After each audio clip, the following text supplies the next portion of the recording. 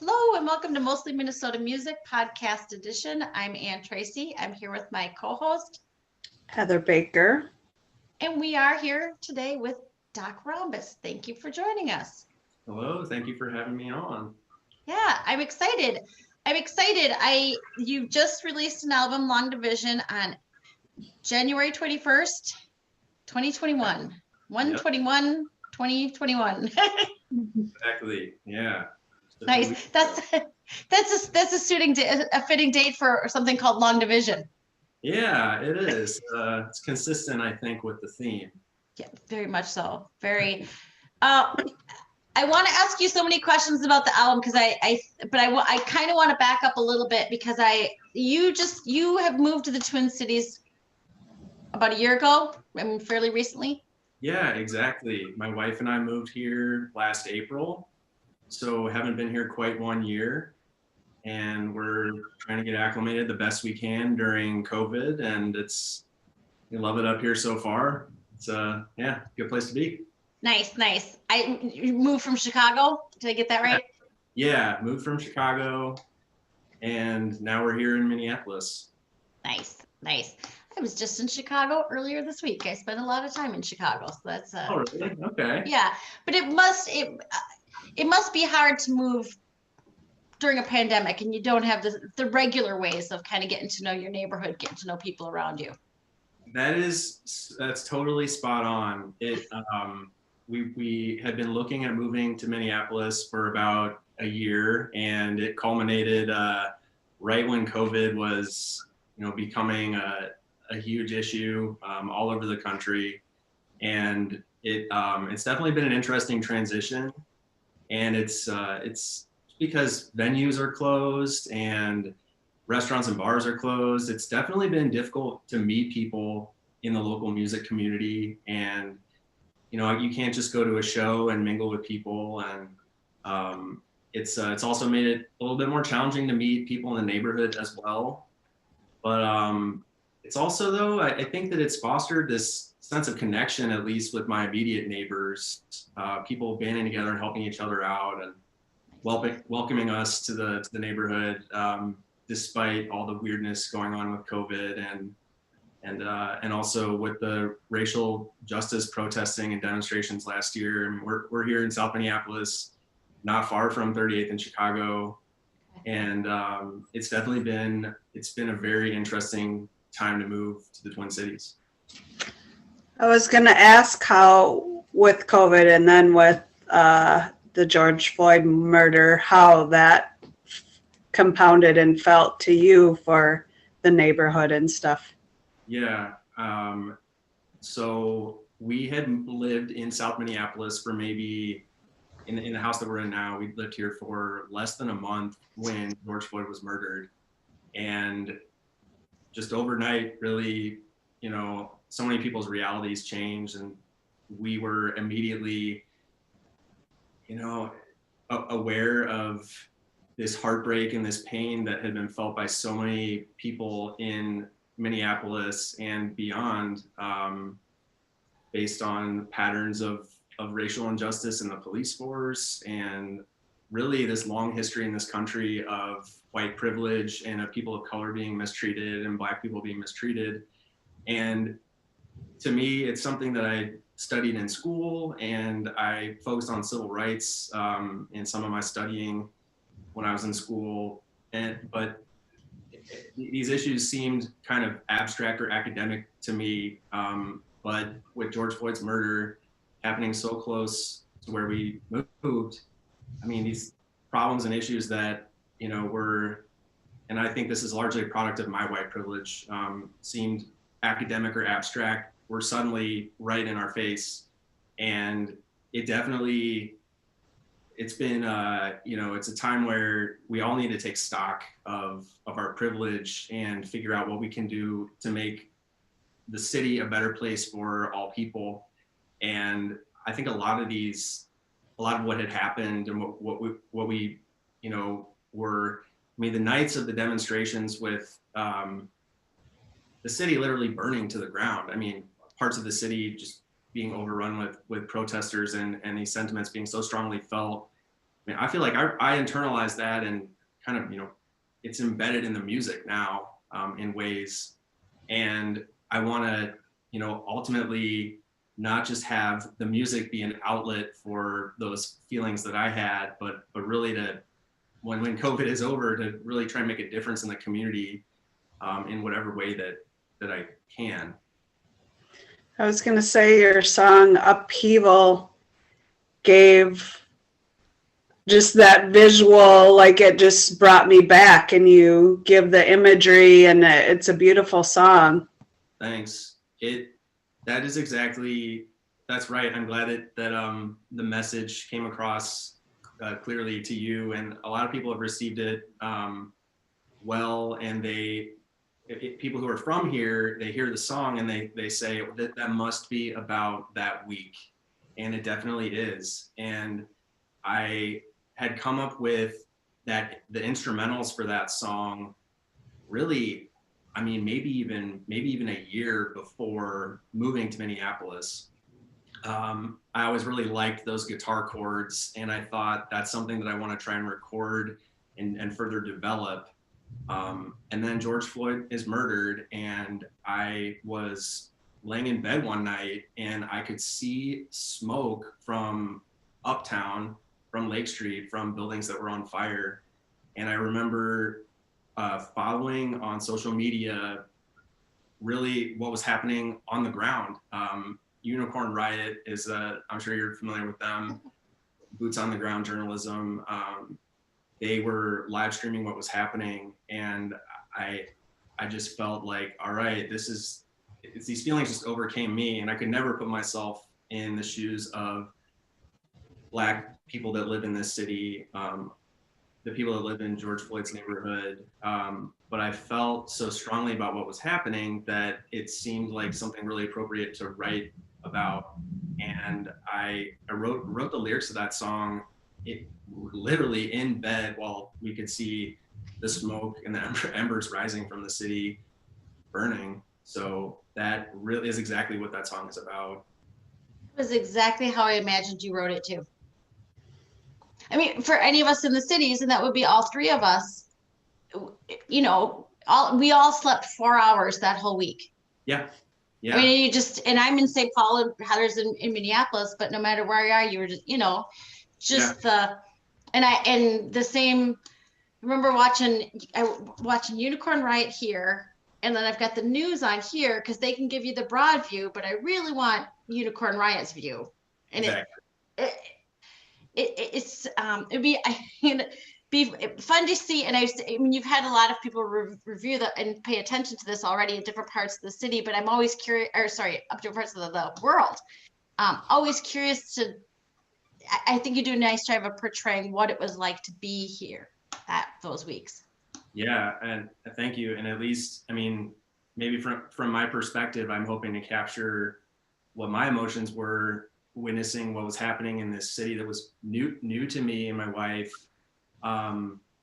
and with the understanding that I can never understand what it must be like to be a person of color living in America. And I think that, there's a line in that song about, please let them be. I mean, like, we need to, obviously destruction of property and violence is not ideal, but at the same time, I mean, there's this real outrage that was taking place. And, I felt the need to say, this is something that clearly has been bubbling under the surface for centuries.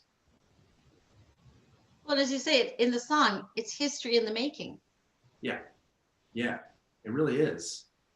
Yeah, and I think that I hope, and I'm still not quite sure, having it's 6 months, 7 months. Well, I guess it's closer to a year now after George Floyd's murder. But I hope that there's a time in the near future where we can say that some positive change has come from, people being more aware of racial injustice and being aware of white privilege. And I hope that, history is made that week, but hopefully we can look look back on it in a few years and say, you know, some positive change has come Absolutely. from what happened. I'm hoping with the slowness of life with COVID that it did allow more time for people to really sit in, you know, whatever was happening and what affected and see it rather than, oh, we have soccer at 5 or this or that and go, go, go.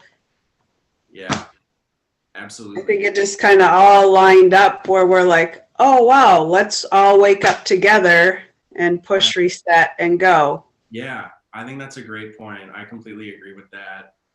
It also, I feel like it being in an election year, that I mean, these demonstrations and protests across the country and even worldwide were some of the largest racial justice protests that I think have ever taken place. But I feel like that message or that fact was lost on a lot of people the moment that the election became the focus of the year. And I hope that it's not lost on people, but it seemed like it may have been lost on people after a certain point in time. We may be primed to find out in a week. You know, the Chauvin trial starts a week from tomorrow. Yeah, exactly. Folks who are listening to this later, I mean, it'll be very, very interesting to see how this happens for round 2. You know, it's Yeah. I mean, fingers crossed that there's a just outcome. Nothing to Defend. That's another song. I mean, the whole album really seems to have, you know, dips and pieces of it too. But that's, and that seems like they're more. I like the song of it. Like the song, seems to be more vocals. Yeah. But then the idea of the country at war with itself. Yeah. That I'm really glad that you bring that song up. That's one that kind of falls through the cracks for some people. I'm not sure if it's where it's placed in the album or how it sounds compared to the other songs, but it is one of my favorite songs on the album. And I think it's because it's really capturing this idea that the country is in this, what I like to refer to as a cold civil war. I mean, we're not physically, I mean, the song was written before January 6th. And so I do think that now, I mean, obviously, you know, the album came out on January 21st and the insurrection was January 6th, but the song was written months before that. So I guess, you know, but it sort of foreshadowed, you know, this actual physical violent confrontation that ended up happening on the Capitol. But the headspace I was in when I was writing that song was that we were in this cold civil war where the country is extremely divided, and it's at the point where these divisions are so entrenched and the different camps are living really in their own reality. Oh yeah. In terms of worldview and identifying what the problems are with the country and how we should move forward. And there's just no common ground anymore, really, in terms of working from an established set of facts and saying, well, we might disagree about, and Obama talks about this, you know, a lot of smart people who I look up to, that we're not operating based on the same set of facts anymore. And it's not just a disagreement about where do we go from here. It's really, we can't even agree on the same basic set of facts. And the country really does feel in many ways like it's at war, a cold civil war, or not violent confrontations in the streets like in other parts of the world. And we're fortunate for that, I think. But it's not a great state of affairs. And I remember back during the Iraq War, Dan Rather had this phrase where he said, "When my country is at war, I want my country to win." And I remember him, I don't think I was watching live. I was pretty young when all this was going on, but I think it was after the fact that I saw this video clip of him saying that. And I'm like, that almost sounds like a song lyric, you know, when my country is at war, I want my country to win. And that kind of formed the basis for this Nothing Left to Defend, which is kind of almost like it's almost like a chant, you know, it feels like you're going kind of like marching into something that is not good. And that's exactly what I'm trying to capture in that song. And you did. It's funny because and sometimes it's hard to, I mean, I think you just have nailed it. I mean, but it's hard to even think about it because you mentioned Dan Rather, and I think that's one of the things that we've lost since back then is, you know, there were 3 networks for forever. Right. You know, and now I'm not watching any of those 3 networks for the most part on a daily basis. No, yeah, me neither. And that song also comes at a time in the album where, I mean, there's kind of a story arc, I think, to the album, at least I was trying to convey, with the upheaval being the culmination of all of these divisions, but Nothing Left to Defend and Degenerate and Thanks are part of the album where I'm kind of airing my grievances a little bit. I'm saying, you know, these are emotions that I've had feelings of contempt towards other people in the country. And I'm honest about, it's an honest phrase there, my friend. Yeah. And just this reality that, you know, the divisions are so stark and I don't agree with what these people think. And I feel like I say on Thanks, like I feel like we're being taken back in time by, you know, these sort of destructive views. And yeah, so Nothing Left to Defend at the end of that song, it's really kind of calling people out in a way. Did you write this whole album this past year? Yeah. Sorry if I missed. Okay. Yeah, all the lyrical content, all the concepts from a lyrical perspective were all written this past year. Definitely The Upheaval being probably the first song that I wrote that really, you know, got lyrics down on paper and found a sound. Like I was mentioning, the guitar chords was a melody and a structure that I had in mind for a number of months, if not a year. And kind of finding the perfect sound to accompany these emotions that were embodied in the lyrics. So once the upheaval kind of anchors the writing for the rest of the songs in a way. And then, you know, after I actually released the Upheaval as a single in, I guess it would have been either in late August or early September. And that, like I said, kind of was anchored or structured or guided the rest of the lyrical writing, the rest of the songwriting. In terms of musically or instrumentation wise, and how it sounds sonically, similar to the Upheaval, there are definitely ideas within a lot of the songs that were ideas that I had in mind for a number of months or a year leading up to actually sitting down and pairing lyrical content with the music. Because the music is often the happier than the theme. Yeah. I think that's a good point. I think that's spot on. Sometimes I'm thinking about what the lyrical content is, and then you might think that I'm, you know, coming out with a hardcore album or something that sounds like has, you know, metal themes or something like that. But it's really not. I mean, I think it's not a happy sounding album, but it's not super doom and gloom in terms of instrumentation. It's a lighter. Yeah. Yeah, exactly. I think there's some songs I'm trying to see which one I was going to say Beyond Words was a little heavy in some parts though, or heavier. Yeah. That had a little sort of. Yeah, the bass line in that song definitely predominates, and it's crunchy and it's a little bit ominous at times. And then, yeah, how that song ends with the guitar riff is definitely leaves you a little bit it's a little bit ominous. It's a little bit kind of scary sounding at times. Yeah.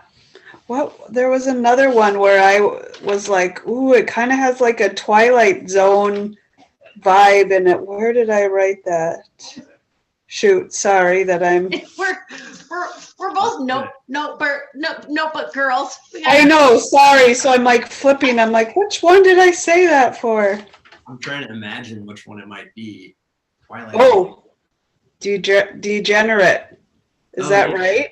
Yeah, Is there a little bit of, can you hear, do you know what I'm talking about? definitely. Okay. I think it's that keyboard bell Yep. sounds that. Yep. Doo-doo-doo-doo. Yeah, it's kind of freaky a little bit. Like I was like, woo, this is interesting. Yeah.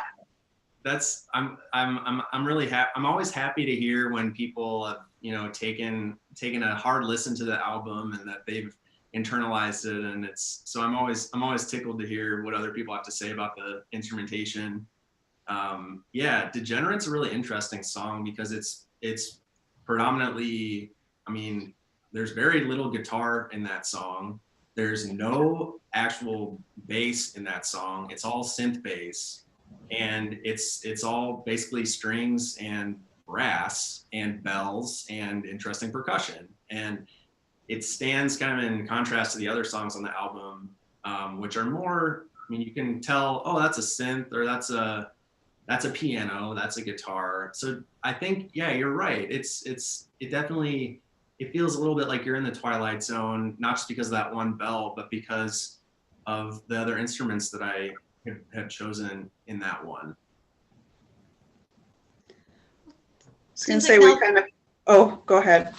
I was gonna say, now it seems like a good point, but you play all the instruments? Yeah, I do. So I know we just talked about strings and brass. I don't play any strings or brass. It would be awesome to record Degenerate or play Degenerate live with a full symphony. I mean, that's thinking of goals in the future. I mean, I think that would just be a totally awesome experience. And if that ever comes across my lap, or if I can make that happen, that would be amazing.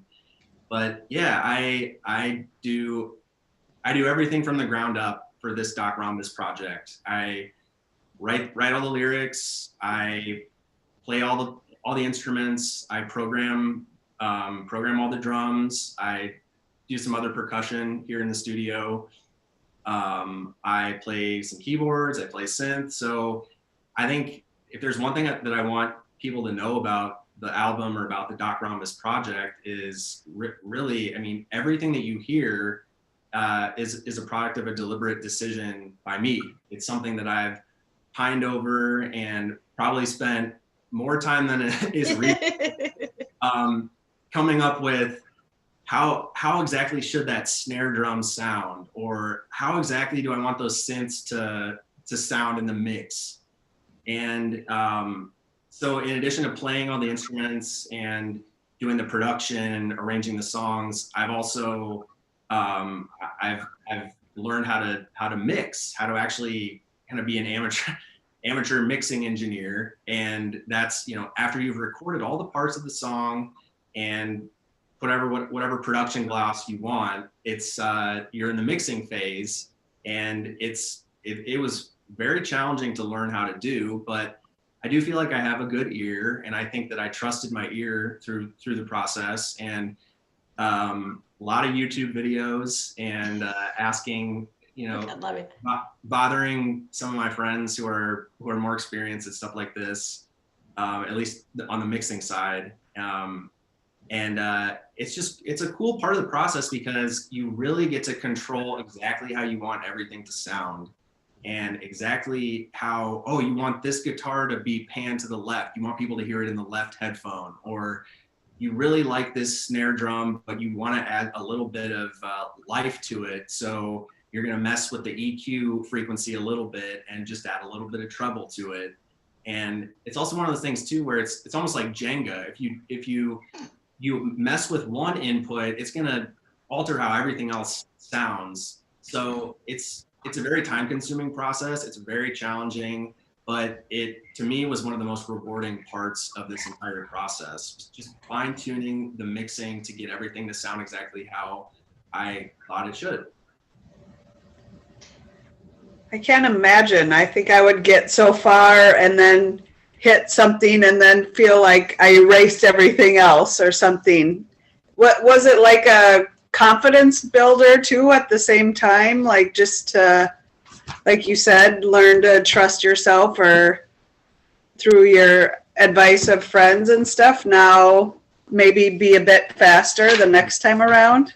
Yeah, I think it might be. It definitely, it gave me confidence to just hear the final product, to take a step back from the songs after I felt like I finished mixing them, step away from them for 24 or 48 hours, then come back to them and really feel like, all right, this actually sounds pretty good. And a lot of mixing too is using reference tracks. So you're taking a song or songs of artists who you like or bands that you like, that you're not necessarily trying to emulate their sound or the instruments that they're using, or you're not trying to, you're not trying to write a song that sounds like whatever, but you want the gloss or how everything sits to sound like that reference track. So that was, I mean, that's a huge part of mixing, and that's something that now I feel pretty confident and capable of doing. And yeah, so hopefully going forward, that's something that, I continue to get even, more comfortable with. And I think that I'm really happy with how Long Division turned out. Can I ask who influenced the sound of Long Division? Will you give your secret? My secret. You can say no. I'm definitely comfortable revealing what some of my reference tracks were. I don't know if you're familiar with the band Broken Bells. They have a couple tracks that I absolutely love. Danger Mouse is a producer, and he's part of this Broken Bells project. And I think these songs are probably 10 or 15 years old now, but I've just always liked how they sounded. They have kind of this lo-fi aesthetic that is not overproduced by any means. And so I relied on some Broken Bells tracks for sure. And then I love MGMT. They're one of my favorite groups. And so I definitely used Time to Pretend by MGMT as a reference track for a fair number of songs on the album. But also it was almost fun also to toggle back and forth between, oh, okay, I'm listening to the Upheaval now through my monitors, and now let's listen to a Beck song and just see how they compare, and see what we can learn from, other mixing professionals who put together an awesome album. So yeah, but Broken Bells, MGMT, Beck, I mean, those are not just for purposes of reference tracks for the mixing process, but those three groups also I listen to them a lot, and they've influenced, I think, the overall sound and structure of my songs.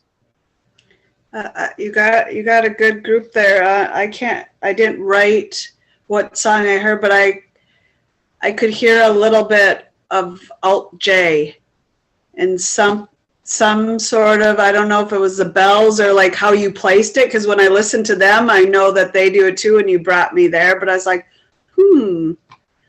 So yeah. That's awesome. You're making me hear the music so differently by breaking it down. It just is kind of fascinating. Cool, great.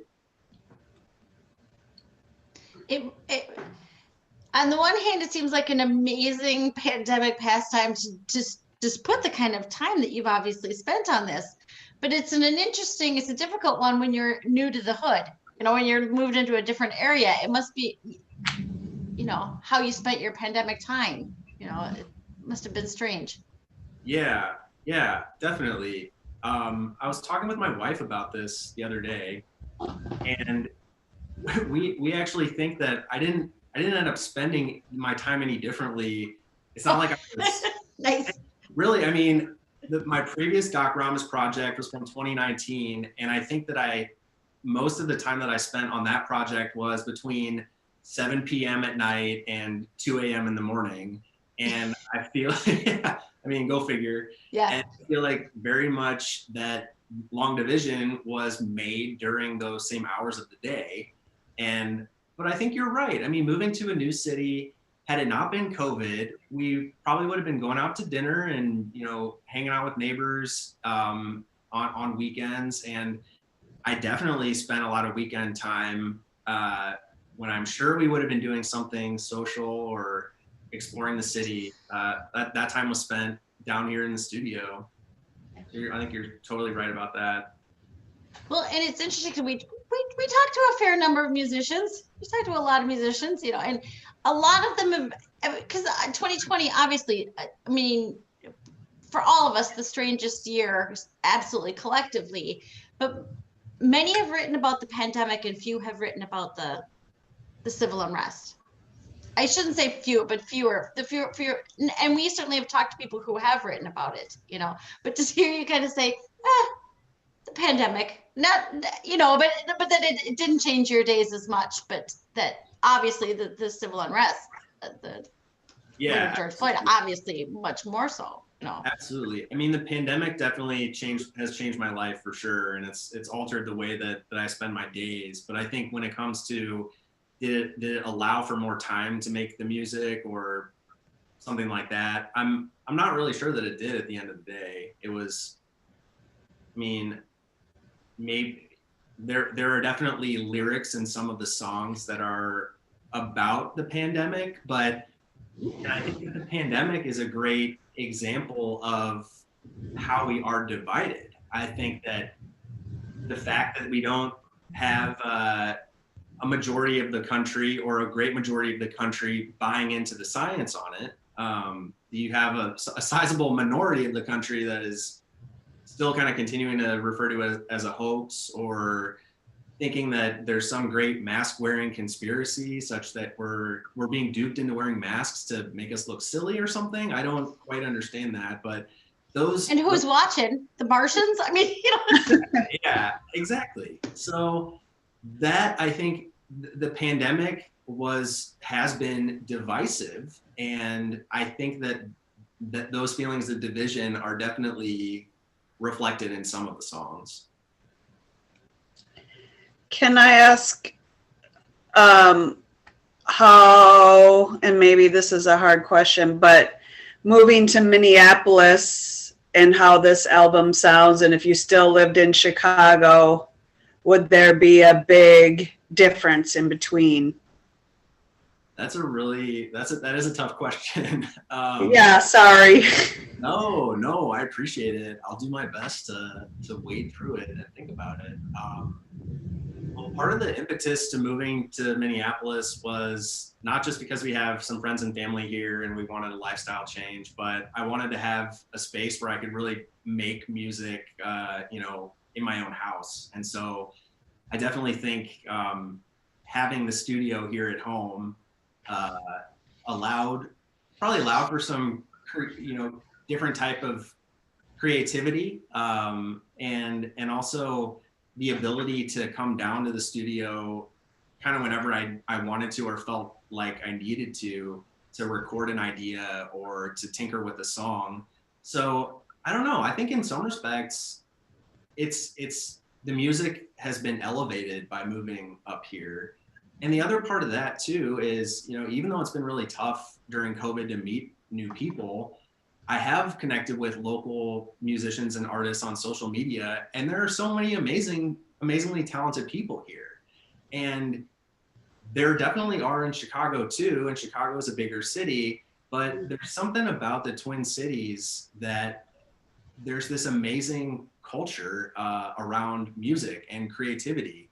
And so I think that in ways maybe has inspired me to push myself harder, or to set the bar even higher for myself, recognizing that you've got to bring your best. You've got to put your best foot forward in the Twin Cities for sure.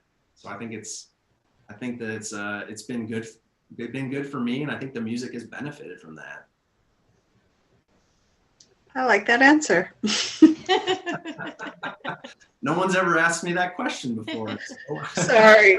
Well, even just it with upheaval too of being in the middle of all of it too. You know, you have what you see on the television, and then you are seeing it out your window, smelling it, hearing it. So yeah, I just didn't know how much of it, but I do like just the Minneapolis making you bring your A game just because we are saturated. We take pride in that. So thank you. Absolutely. Oh, and I'm again, I feel really grateful that you have invited me to be on the show. So thank you.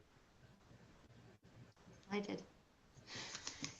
You mentioned that the album is kind of a story, and two of the songs we haven't really talked about yet are the start and the end, from Escape to Celebration.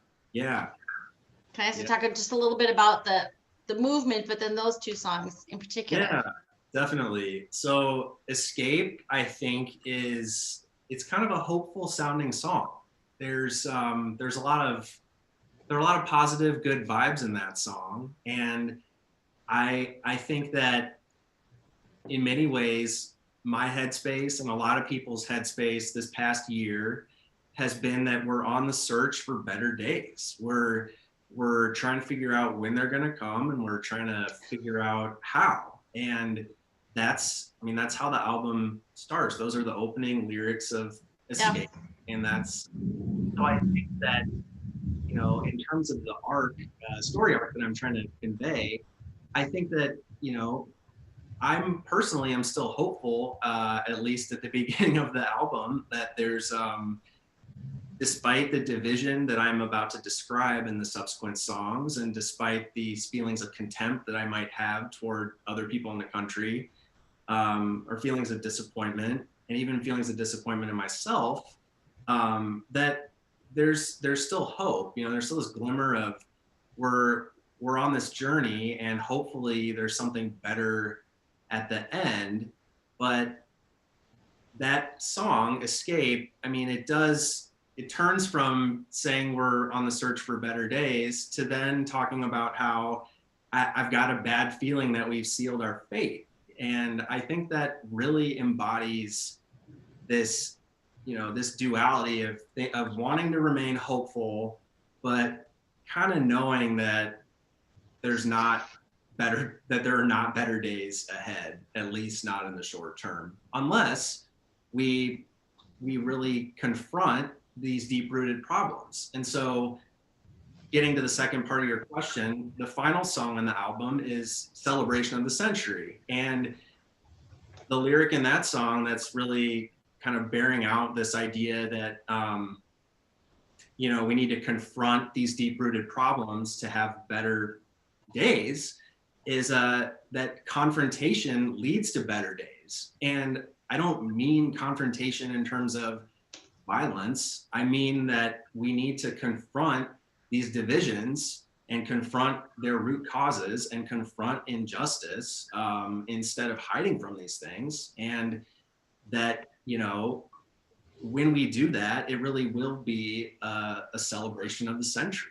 We can have that, but we need to, you know, we need to dive into them, and we need to confront them.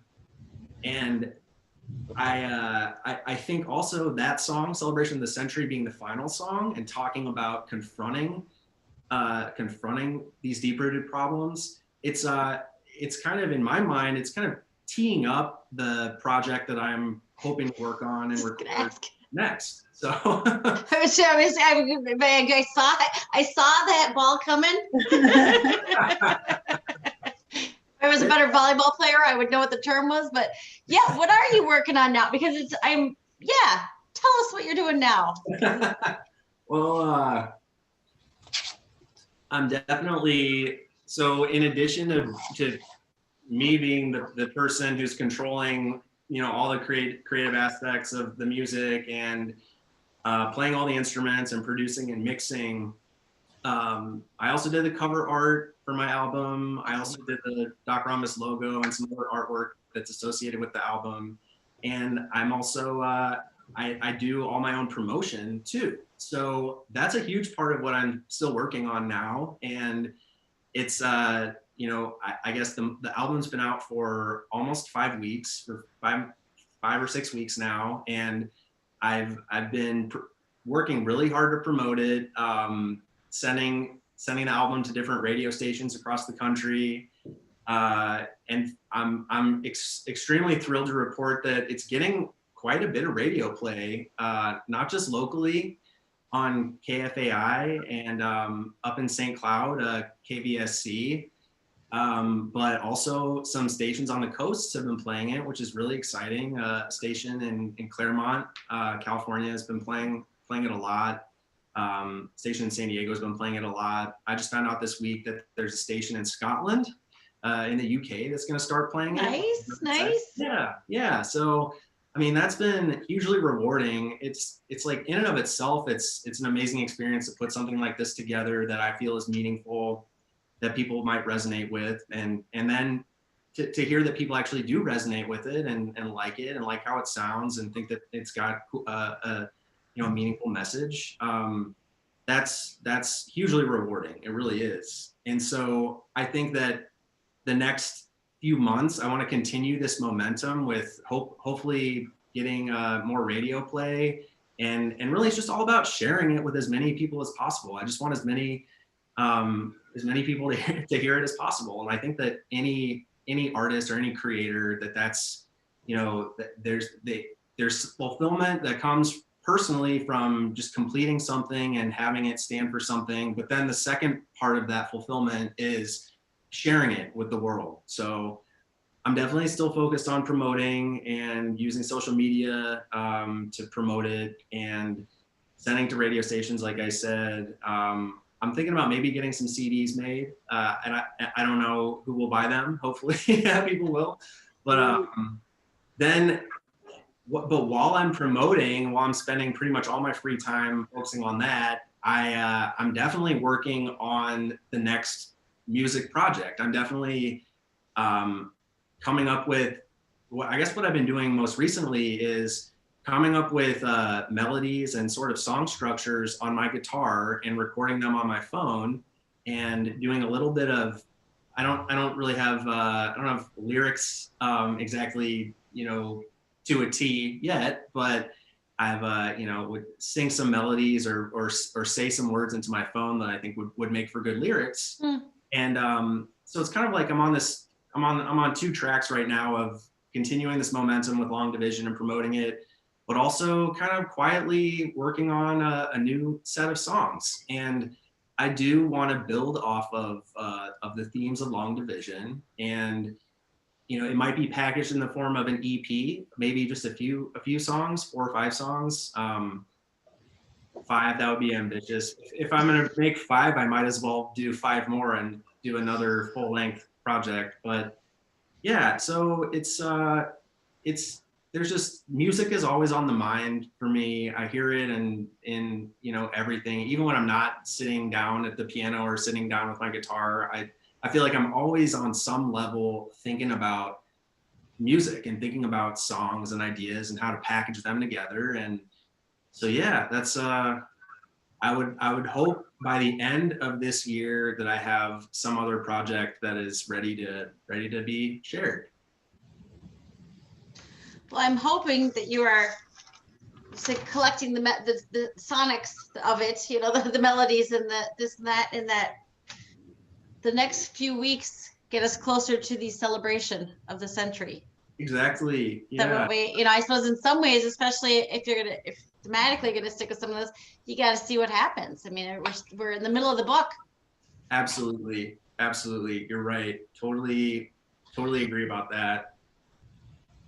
And then we will look forward to the day that we can go and see you play in the Twin Cities. Fingers crossed. Yeah, I mean, that would be fantastic. That's definitely one of my goals.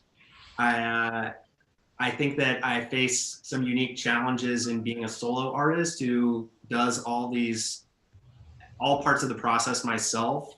I think the challenge is how to export that to a live show. Yeah. And I think that there are infinite possibilities, which it's exciting to me. It's also a little bit daunting. I don't have a band. I don't have a drummer. I don't, I'm not in a band. So I'm gonna have to figure out how to make that happen eventually. Like I was saying, I mean, there's so many amazing musicians here that I would hope, I would be honored if there were folks who would want to, to team up and collaborate and play these songs live. That would be my dream for sure. I don't necessarily think it makes a whole lot of sense to do these songs in an acoustic type setting, just a singer-songwriter type situation, Right. because there's so much richness to to the instrumentation, and the arrangements are all complex enough and require keyboard players and a synth player and people who can sing harmonies, and so they're full of possibilities in terms of operationalizing them for a live show. It will just definitely take time and effort to do it right, and I hope that I'll have that opportunity someday. It's funny, when I was in Chicago, I went to the Van Gogh Immersive exhibit. So it's a lot of amazing music and then videos of all of his works of art. Oh, very cool. Yeah, it's amazing. It was amazing. I'm just going to say that right. So also, I'm way more into that sort of thing than I was, but I could see you even do something at a Parkway Theater or something where there was, the video, and because your music lends itself to that. Your music comes in colors already, and I could see them easily go on to into a video, something like that. That would be, which I was debating about whether I was going to ask you about this or not, but as you were saying that, I'm like, oh, I'd really like to see that.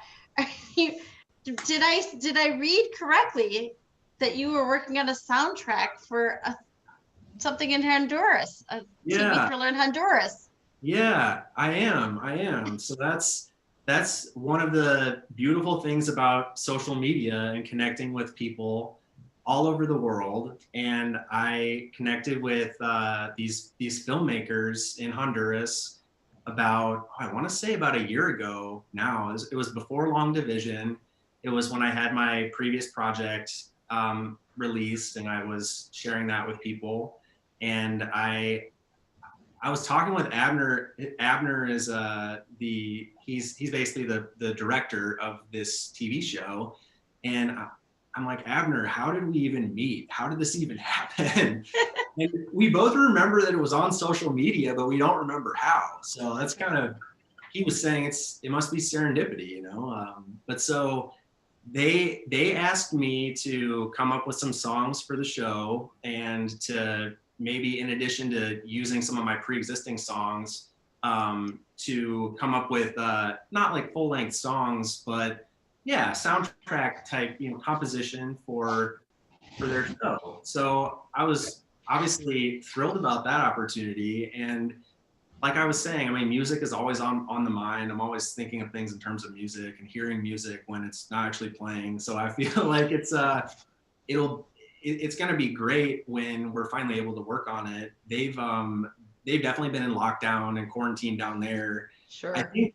I think for longer than we have, and it's been more intense. The measures have been more intense. So they wanted to start filming last year and they couldn't, but they've persisted and kind of refined the idea for their show. And they've got a huge team of people.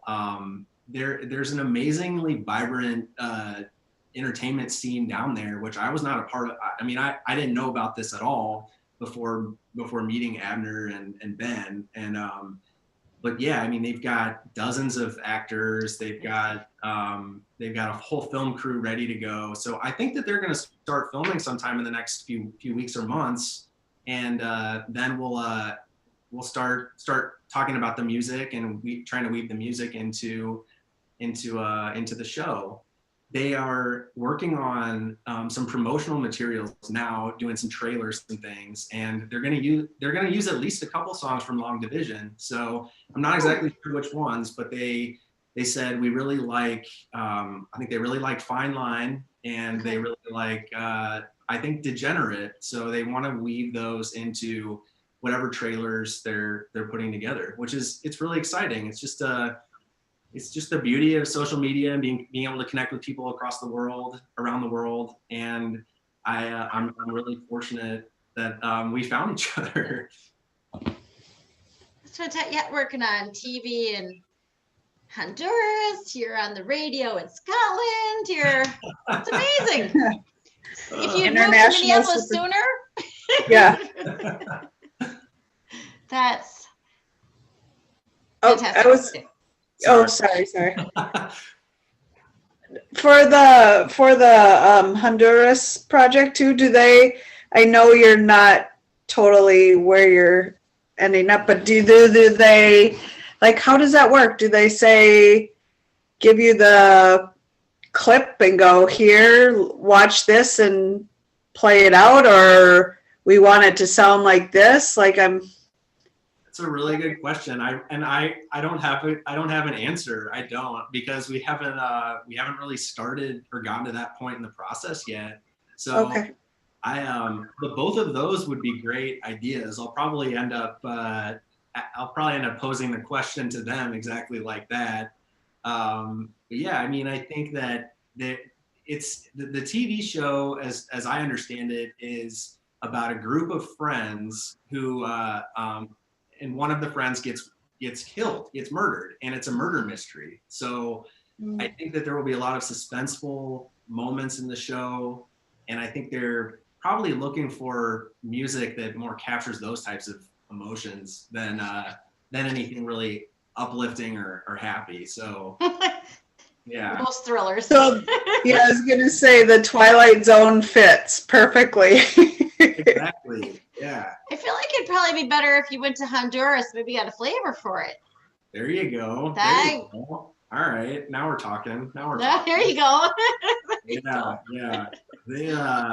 Yeah. I mean, they've showed me, since some of their pandemic restrictions have lifted in the last few weeks, they've all been getting together and having, these dinners with amazing looking food and drink, and they're doing it right for sure. And Abner, he actually has floated the idea of me going down there. So I think that would be, if everything falls into place, that would be an amazing opportunity for sure. Oh yeah, just imagine what you'd soak up from your time there. Yeah, definitely. Whole new. Well, once you do that, you'll have to come back and let us know. Oh, will do for sure. I will definitely let you know. Yeah, I think that's exciting to know somebody who's I don't know if you can, sometimes people can see it, sometimes they can't. My youngest roommates have just walked by. No, I heard footsteps. I didn't see. Yeah, little teenage footsteps, the pitter patter of teenage footsteps. Yes. For folks who are listening, and I will put this in the notes, where can people find you online? I am on social media. I'm on Twitter. I'm on Instagram. I have a website people can check out if they want to learn more or keep in touch. I'm always open to talk music with people. So yeah, at Doc Rhombus is my social media handle. And I'm trying to think if there's anywhere else people can find me. I mean, that's I'm pretty active on social media, so feel free to reach out. And then yeah, I'm on all the streaming music platforms. So if people want to listen to the album and follow me and stay tuned for the next project, I'm on Bandcamp and Apple Music and Spotify and Amazon and all the. We're such a streaming world now, and that's just how it is. And yeah, like I was saying, I'm thinking about getting some CDs made, so maybe I can convince some local shops to carry my stuff, and that's another way people can reach out, I suppose. Yeah. That's great. Well, and I enjoyed listening to it on some walks. It is a story. It has a whole movement that's nice to listen to in one. That is one of the odd things about the pandemic is suddenly I have time to listen to whole albums. I'm not just listening to stuff in the car as much anymore. So I think it's worth that long listen. Yeah, well, thank you so much. I mean, that it's been really it's been really great to hear your perspectives on a lot of the songs and the album overall, and it's always really special for me to hear what people think about it. And yeah, with the pandemic, that you have more time to listen to music. I mean, that's fantastic. That's definitely one positive takeaway of these otherwise kind of ridiculous times. So, Right, right, yeah. right. Well, and this may lead to the celebration of the century. So we'll Fingers all this that crossed. we're living through now. Yeah, fingers crossed. So Your anthem. yes, Mhm. thank you so much for joining us. Thank you. I really appreciate it, and I hope that we can remain in touch. Be good.